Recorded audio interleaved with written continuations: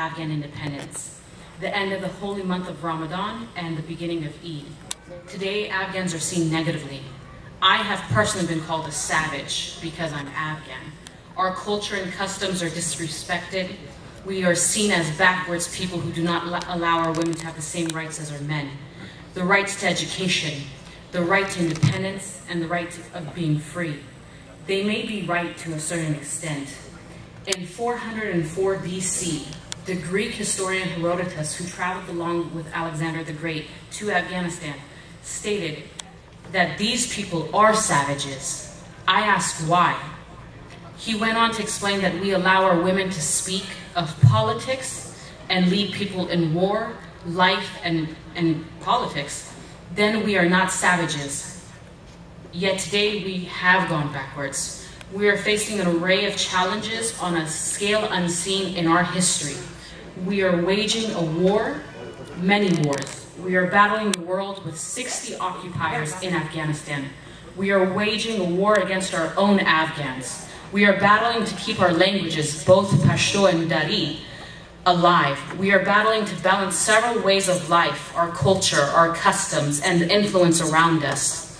We must take the best of both worlds. I have never been to Afghanistan. I'm an American.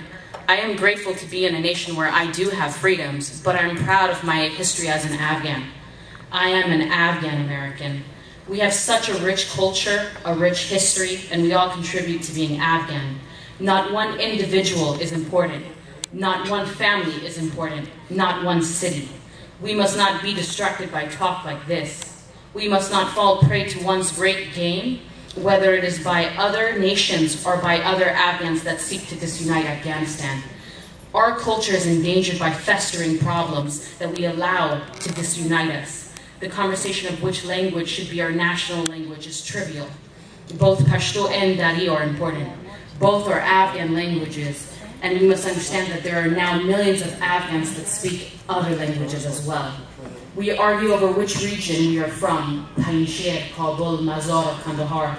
It doesn't matter if you're from Panjshir's valley, Kabul's mountains, or Kandahar's flatlands. We are all Afghan.